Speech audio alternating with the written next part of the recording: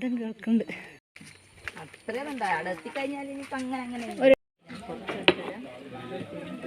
ഇടവഴിയൊക്കെ കാണാൻ തന്നെ ഒരു പേടിയാണ്.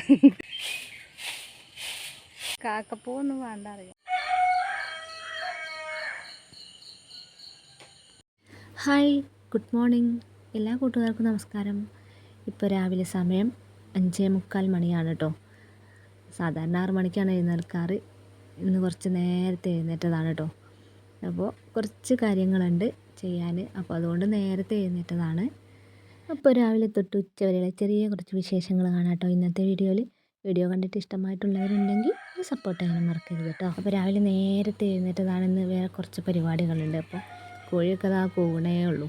സാധാരണ കോഴി 4 മണിക്ക് കൂവാറുണ്ട്, ഇന്ന് 5:45 കൂവുന്നത്. അപ്പോൾ ഞാനിന്ന് നേരത്തെ എഴുന്നേൽക്കാൻ കാരണം വേറെ ഒരു സ്പെഷ്യൽ കാരണമുണ്ട് കേട്ടോ.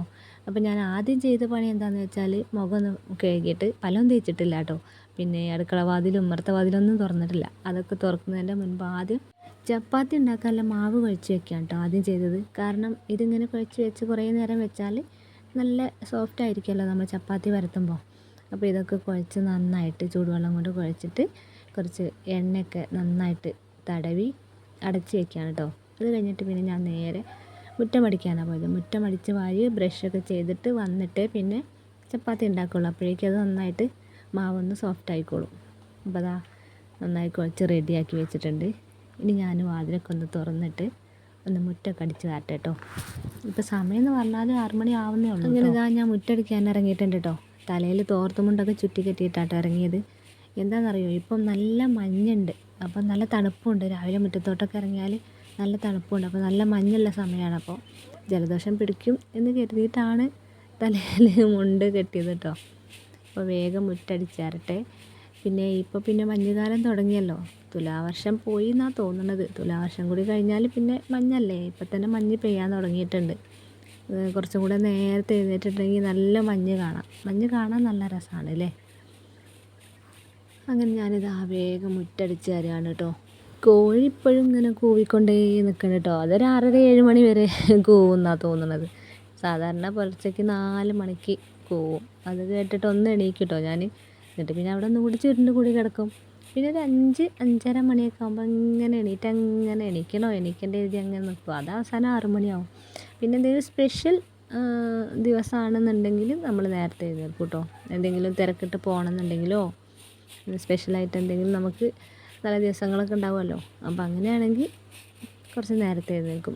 അങ്ങനെ മുറ്റം അടിക്കലൊക്കെ കഴിഞ്ഞു, ബ്രഷൊക്കെ ചെയ്ത് കഴിഞ്ഞു, ഒന്ന് ഫ്രഷായി ഞാനിതാ വീണ്ടും അടുക്കളയിൽ എത്തിയിട്ടുണ്ട് കേട്ടോ. അപ്പോൾ അടുക്കളയിൽ നിന്ന് ചപ്പാത്തിക്ക് ഉള്ളി സാമ്പാറാണ് കേട്ടോ ഉണ്ടാക്കുന്നത്. അപ്പോൾ വേഗം ഉള്ളി സാമ്പാർ ഉണ്ടാക്കാൻ വേണ്ടി ഒരുങ്ങുകയാണ്. ഉള്ളി സാമ്പാർ ഉണ്ടാക്കാൻ അത്ര വലിയ പണിയൊന്നുമില്ല കേട്ടോ. അപ്പോൾ ഞാനെങ്ങനെ ഉള്ളി സാമ്പാർ ഉണ്ടാക്കുന്നതെന്ന് പറഞ്ഞുതരാം. ഒരു കപ്പ് പരിപ്പ് അത് വൃത്തിയായി കഴുകി കുക്കറിലിട്ടിട്ടുണ്ട്. അതിലേക്ക് ഒരു പിടി ചെറിയ ഉള്ളി, അതായത് ഒരു കപ്പോളം ചെറിയ ഉള്ളി, പിന്നെ ഒരു കഷ്ണം ഇഞ്ചി, 2 പച്ചമുളക്, ഒരു തക്കാളി, ഒരു കഷ്ണം കായം, കുറച്ച് കറിവേപ്പില, പിന്നെ പാകത്തിന് വെള്ളം, അതിലേക്ക് മഞ്ഞൾപ്പൊടി, പിന്നെ സാമ്പാർ പൊടി, അതെല്ലാം കൂടെ ഇട്ടിട്ട് കുക്കറിൽ 2 വിസിൽ വരുന്നത് വരെ വേവിക്കുകയാണ് കേട്ടോ. അങ്ങനെ ഞാൻ കുക്കറൊക്കെ അടുപ്പത്ത് വെച്ചു. ഇനി അടുത്ത പണി എന്താണെന്ന് വെച്ചാൽ ചപ്പാത്തി പരത്തുകയാണ് കേട്ടോ. അപ്പോൾ ശരിക്കും പറയുകയാണെങ്കിൽ അരമണിക്കൂർ ഞാൻ മുറ്റം അടിച്ച് തരാൻ എടുത്തിട്ടുണ്ടല്ലോ. അതും കഴിഞ്ഞൊരു 3/4 മണിക്കൂറായി ഈ ചപ്പാത്തി മാവ് കുഴച്ച് വെച്ചിട്ട്. അപ്പോൾ നല്ല സോഫ്റ്റായി വന്നിട്ടുണ്ട്. ഇനി വേഗം ചപ്പാത്തി പരത്തിയെടുക്കുകയാണ് കേട്ടോ. ചപ്പാത്തി ഉണ്ടാക്കുകയാണെങ്കിൽ കുറച്ച് നേരത്തെ എഴുന്നേൽക്കും വേണം. കാരണം എല്ലാവർക്കും വേണ്ടേ. ഓരോരുത്തർക്ക് 4 ചപ്പാത്തി വീതം വെച്ചിട്ടാണ് കേട്ടോ ഞാൻ ഉണ്ടാക്കുന്നത്.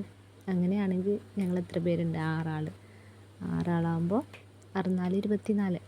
24 ചപ്പാത്തി ഉണ്ടാക്കണം കേട്ടോ. അപ്പോൾ വേഗം ചപ്പാത്തി ഉണ്ടാക്കുകയാണ്. ഈ ചപ്പാത്തി ഉണ്ടാക്കാനൊന്നും വലിയ പ്രശ്നമൊന്നുമില്ല കേട്ടോ. എനിക്കിഷ്ടമാണ് ചപ്പാത്തി ഉണ്ടാക്കുന്നത്. സമയം ഉണ്ടായാൽ മതി. അങ്ങനെ ചപ്പാത്തിൻ്റെ മാവൊക്കെ ഉരുട്ടിയെടുത്തതൊക്കെ നീട്ടി ഉരുട്ടുകയാണ് കേട്ടോ. എന്നിട്ട് ചെറിയ കഷ്ണങ്ങളാക്കി ഇങ്ങനെ ചെറിയ ബൗളാക്കി ഇങ്ങനെ ഉരുട്ടിയെടുത്തിട്ട് പരത്തിയെടുക്കുക. ചപ്പാത്തി ഉണ്ടാക്കാൻ എല്ലാവർക്കും അറിയാമല്ലോ അല്ലേ. എനിക്ക് ഭയങ്കര ഇഷ്ടമാണ് ചപ്പാത്തി. ആലു ചപ്പാത്തിയൊക്കെ നല്ല ടേസ്റ്റല്ലേ. ഉരുളക്കിഴങ്ങും മല്ലിയിലൊക്കെ ഇട്ടിട്ട് നല്ല ടേസ്റ്റാണല്ലോ ആലു ചപ്പാത്തിയൊക്കെ. അങ്ങനെ വേഗം ചപ്പാത്തിയൊക്കെ ഉണ്ടാക്കി ഇങ്ങനെ എടുക്കുകയാണ് കേട്ടോ. പിന്നെ ഉള്ളി സാമ്പാർ ഒന്നും കൂടെ ടേസ്റ്റ് ഉണ്ടാവണം എന്നുണ്ടെങ്കിൽ പരിപ്പ് നമ്മൾ ആദ്യം വേവിച്ചെടുക്കുക. പിന്നെ വേറൊരു ചീനച്ചട്ടിയിൽ വെളിച്ചെണ്ണ ഒഴിച്ചിട്ട് ഉള്ളി നന്നായിട്ട് വഴറ്റിയെടുക്കുക. എന്നിട്ട് അതിലേക്ക് തക്കാളി ഇട്ട് കൊടുക്കുക, ഇഞ്ചി ഇട്ട് കൊടുക്കുക, പച്ചമുളക് ഇട്ട് കൊടുക്കുക. എന്നിട്ട് പൊടികളെല്ലാം ചേർത്ത് കൊടുത്തിട്ട് പുളി പിഴിഞ്ഞ വെള്ളം ഒഴിച്ച് തിളപ്പിച്ചെടുക്കുക. എന്നിട്ട് അതിലേക്ക് വേവിച്ച് വെച്ചിരിക്കുന്ന പരിപ്പും കൂടെ ഇട്ട് കൊടുത്ത് തിളപ്പിച്ചെടുത്തിട്ട് കടുക് വറുത്താൽ കുറച്ചും കൂടെ ടേസ്റ്റ് ഉണ്ടാവും കേട്ടോ. ഞാൻ പിന്നെ കുക്കറിൽ പെട്ടെന്ന് അടുപ്പത്ത് വെച്ചത് എന്താണെന്ന് വെച്ചാൽ പെട്ടെന്ന് ആവട്ടെ എന്ന് കരുതിയിട്ടാട്ടോ. പിന്നെ ഞാൻ എൻ്റെ ഉള്ളി സാമ്പാറിൽ ചെറിയൊരു കഷ്ണം ശർക്കര ഇട്ടിട്ടുണ്ട് കേട്ടോ. ശർക്കര അങ്ങനെ സാമ്പാറിലിടുമ്പോൾ ഒരു പ്രത്യേക ടേസ്റ്റ് ഉണ്ട്. ഇടാത്തവർ ഒന്ന് ചെറിയൊരു കഷ്ണം ഇട്ട് നോക്കൂ, നല്ല ടേസ്റ്റായിരിക്കും. സാമ്പാർ വാങ്ങി വെക്കാൻ നേരത്തൊന്ന് ചെറിയൊരു കഷ്ണം ശർക്കര ചീകിയിട്ടാൽ മതി, നല്ല ടേസ്റ്റ് ഉണ്ടാവും, ഒരു പ്രത്യേക ടേസ്റ്റായിരിക്കും. അങ്ങനെ എൻ്റെ ചപ്പാത്തികളൊക്കെ ഉരുളകളാക്കി റെഡിയാക്കിയിട്ടുണ്ട്. ഞാൻ ഓരോന്നായിട്ട് പരത്തിയെടുക്കുകയാണ്, പിന്നെ ഓരോന്നായിട്ട് ചുട്ടെടുക്കുകയാണ് കേട്ടോ, അതായത് ഉണ്ടാക്കിയെടുക്കുകയാണ് കേട്ടോ. അപ്പോൾ ഞാൻ അടുപ്പത്താണ് ചട്ടി വെച്ചിരിക്കുന്നത്. ഗ്യാസിൽ വെച്ചാൽ ഗ്യാസ് അടുപ്പിൽ നമ്മൾ ചപ്പാത്തിയൊക്കെ ഉണ്ടാക്കുമ്പോൾ ഒരുപാട് ഗ്യാസ് നഷ്ടമായി പോകും. അതായത് ഇന്ധന ലാഭം നമ്മൾ വീട്ടമ്മമാരാണല്ലോ അത് ശ്രദ്ധിക്കേണ്ടത്. അപ്പോൾ അടുപ്പത്താണെങ്കിൽ നമ്മൾ അടുപ്പ് അങ്ങോട്ട് ചൂടായാലും പുകയില്ലാത്ത അടുപ്പല്ലേ, അപ്പോൾ അതങ്ങോട്ട് ചൂടായി കഴിഞ്ഞാൽ പിന്നെ ആ കനലിൽ അങ്ങനെ നിന്നിട്ട് അങ്ങനെ ഓരോന്നോരോന്നായിട്ട് നമുക്ക് ഉണ്ടാക്കിയെടുക്കാം. ഗ്യാസിലൊക്കെ ഒരു 24-25 ചപ്പാത്തിയൊക്കെ നമ്മൾ ഉണ്ടാക്കുക എന്ന് പറഞ്ഞാൽ ഒരുപാട് ഇന്ധന നഷ്ടമല്ലേ. വീട്ടമ്മമാരാണ് ശ്രദ്ധിക്കേണ്ടത്.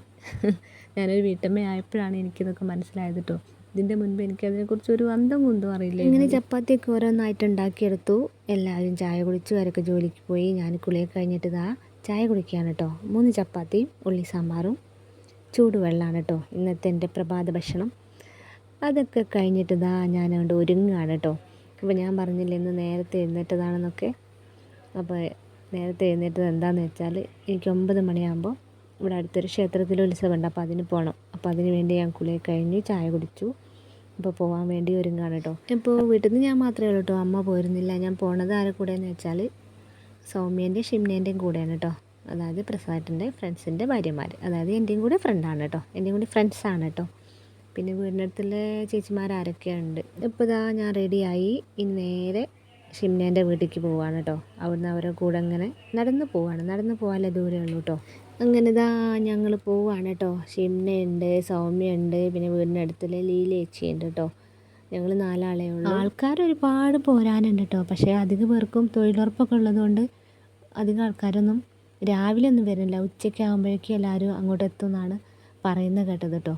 അപ്പോൾ എവിടെയെന്ന് വെച്ചാൽ ഇവിടുന്ന് നടക്കാവുന്ന ദൂരമുള്ളൂ. പണ്ട് വയലായിരുന്ന സ്ഥലമാണ് ഇതൊക്കെ, പാടമായിരുന്ന സ്ഥലമാണ്. ഇപ്പോൾ തെങ്ങും തോപ്പും കവുങ്ങും തോപ്പൊക്കെ ആയിട്ട് കാടൊക്കെ പിടിച്ച് കിടക്കുന്നുണ്ട് കേട്ടോ.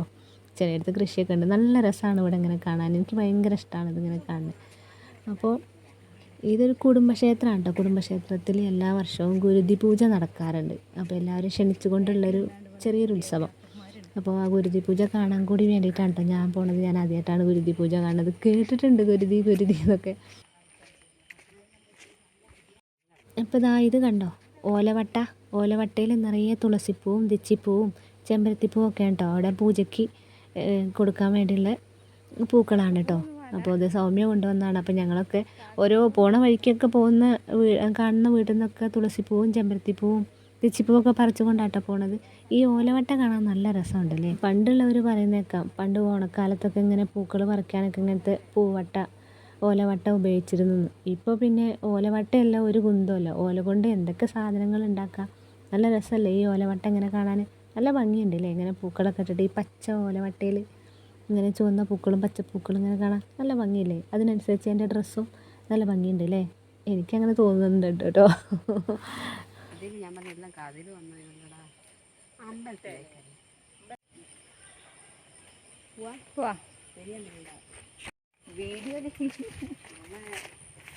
എന്താ പറഞ്ഞേ? എന്ത്? അധികം ആൾക്കാർ കാണുന്നില്ലല്ലോ. ഓരോരുത്തരായിട്ട് വരും അല്ലേ. പിന്നെ ഇപ്പൊ തൊഴിലുറപ്പൊക്കെ ഉള്ളതിനോണ്ട്. ഇത് പഞ്ചായത്ത് കിണറാ. പിന്നെ അങ്ങനെ ഓരോ കാര്യങ്ങളൊക്കെ പറഞ്ഞ് ഞങ്ങൾ ക്ഷേത്രത്തിനടുത്തെത്താനായിട്ടോ. ഒന്നും കാണാനല്ല. ഞാനും ഷിംനെ ഓരോ കാര്യങ്ങൾ പറഞ്ഞ് ബാക്കിലായിപ്പോയി. മറ്റൊരു 2 ആൾ മുന്നിലെത്തിപ്പോയിട്ടോ. ഇപ്പോൾ ക്ഷേത്രത്തിൻ്റെ അടുത്തെത്താനായി. കണ്ടോ, പ്രതിഷ്ഠാദിന മഹോത്സവം.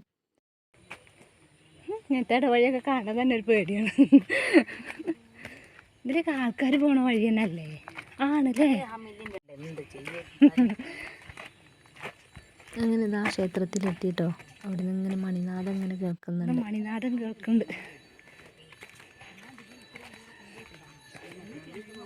ഇപ്പം അധികം ആൾക്കാരുണ്ടാവില്ല, കുറച്ച് കഴിഞ്ഞാൽ ആൾക്കാർ വരൂല്ലേ?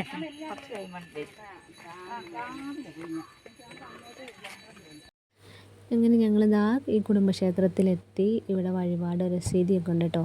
അതൊക്കെ ഞങ്ങൾ വഴിപാടുകളൊക്കെ കഴിച്ചു. പിന്നെ ഞങ്ങളിത് അങ്ങനെ വർത്തമാനം പറഞ്ഞിരിക്കുകയാണ് കേട്ടോ. അപ്പോൾ ഇവിടെ അന്നദാനമൊക്കെ ഉണ്ട്, രാവിലെ തൊട്ട് ഉച്ചവരെ അന്നദാനം ഉണ്ട് കേട്ടോ. അപ്പോൾ ക്ഷേത്രം ഞാൻ കാണിച്ചു തരില്ല, ക്ഷേത്രമൊക്കെ അങ്ങനെ കാണിച്ചു തരാൻ പറ്റുമെന്ന് എനിക്കറിയില്ല. പിന്നെ ഇതാ ഗുരുതി കഴിക്കാനുള്ള സംഭവം കണ്ടോ. വലിയൊരു വട്ടച്ചെമ്പിൽ തുളസിപ്പൂവും തെച്ചിപ്പൂവും ചെമ്പരത്തിപ്പൂവും അങ്ങനെ പൂക്കളും പിന്നെ മഞ്ഞളും കുങ്കുമൊക്കെ കലക്കിയ വെള്ളം അങ്ങനെയൊക്കെയാണ്. അപ്പോൾ ഗുരുതി കഴിക്കുന്നതൊന്നും ഞാൻ കാണിക്കുന്നില്ല കേട്ടോ. അങ്ങനെ കാണിക്കാൻ പാടുണ്ടോയെന്നൊന്നും അറിയില്ലല്ലോ, നമ്മൾ വീഡിയോയിൽ അങ്ങനെ ഉൾപ്പെടുത്താൻ പറ്റില്ലല്ലോ. അതുകൊണ്ടാണ് ഞാൻ കുടുംബക്ഷേത്രം കാണിച്ചു തരാത്തത് കേട്ടോ. അങ്ങനെ കുറച്ച് നേരം ഞങ്ങൾ വഴിപാടുകളൊക്കെ ഞങ്ങൾ കഴിച്ചു. അത് കഴിഞ്ഞ് പിന്നെ ഞങ്ങൾ ചായ കുടിച്ചു. പിന്നെ ഗുരുതിയൊക്കെ കണ്ടു.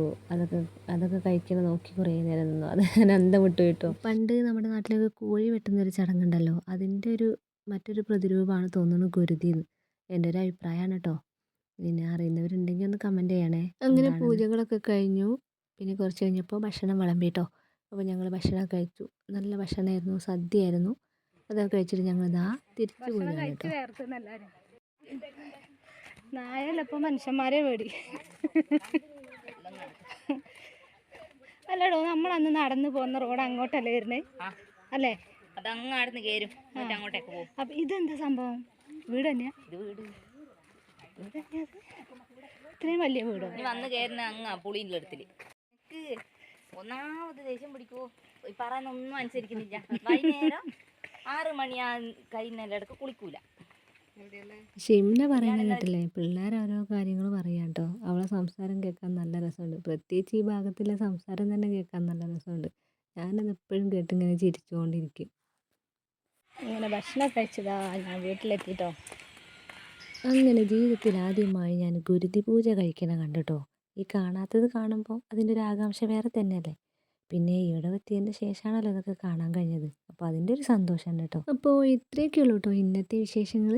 ഇനി ബാക്കി വിശേഷങ്ങളൊക്കെ അടുത്ത വീഡിയോയിൽ പറയാം കേട്ടോ. Thank you.